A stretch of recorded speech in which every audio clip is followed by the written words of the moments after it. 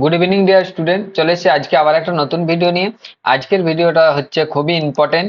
যারা ম্যাথামেটিক্সে একটু খুব দুর্বল, পাস করতে পারছো না, পারবে না বলে মনে হচ্ছে, এবং যাদের খুব সাজেশন দরকার উপপাদ্যের জন্য। উপপাদ্য এবং সম্পাদ্য হচ্ছে ম্যাথামেটিক্সে পাস করার একমাত্র উপায়। যেগুলো হচ্ছে যে করে পাস করবো তাহলে উপপাদ্য এবং সম্পাদ্য করতেই হবে, তো তাদের মধ্যে কোনগুলো সাজেশন সেটাই হচ্ছে আজকে আলোচনা করব। তো ভিডিওটা ভালো লেগে থাকলে অবশ্যই লাইক করে দিও এবং চ্যানেলটি সাবস্ক্রাইব করে রাখো, এবং সম্পূর্ণ ভিডিওটা প্রথম থেকে শেষ পর্যন্ত না স্কিপ করে দেখো। সবার প্রথমে হচ্ছে পিথাগোরাসের উপপাদ্য। এটা সব টিচারই সাজেস্ট করবে, কেন এটা প্রত্যেক বছরের জন্য ইম্পর্টেন্ট। এই পিথাগোরাসের উপপাদ্য বিবৃতি করো এবং প্রমাণ করো, এটা প্রত্যেক বছরের জন্য ইম্পর্টেন্ট। দ্বিতীয় হচ্ছে প্রমাণ করো কোন বৃত্তের একটি বৃত্তচাপ দ্বারা গঠিত সম্মুখ কেন্দ্রস্থ কোণ ওই চাপের দ্বারা গঠিত বৃত্তস্থ কোণের দ্বিগুণ হবে।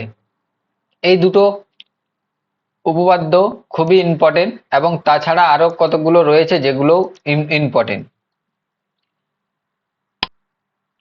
তো তৃতীয় নাম্বার ইম্পর্টেন্ট সাজেশন হচ্ছে প্রমাণ করো অন্তস্থ অর্ধবৃত্ত কোণ সমকোণ। প্রমাণ করো অর্ধবৃত্তস্থ কোণ সমকোণ।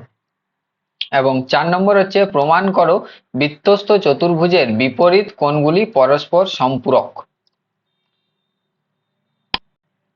5 নম্বর হচ্ছে প্রমাণ করো দুটি বৃত্ত পরস্পরকে স্পর্শ করলে স্পর্শ বিন্দু দুটি কেন্দ্র দুটির সংযোজক সরলরেখাংশের উপর অবস্থান করবে, অর্থাৎ অবস্থিত হবে। এবং 6 নম্বর হচ্ছে প্রমাণ করো একটি বৃত্তের স্পর্শক ও স্পর্শবিন্দুগামী ব্যাসার্ধ পরস্পর লম্ব। এটাও একটা খুব ইম্পর্টেন্ট উপপাদ্য। অর্থাৎ এই যে 6টা উপপাদ্য সাজেশন অর্থাৎ সাজেস্টিভ করলাম, এগুলো খুবই ইম্পর্টেন্ট। এগুলো অবশ্যই যতদিন টাইম আছে ভালো করে মুখস্থ করে নাও, এবং এগুলোর মধ্যেই আসবে 100% শিওর।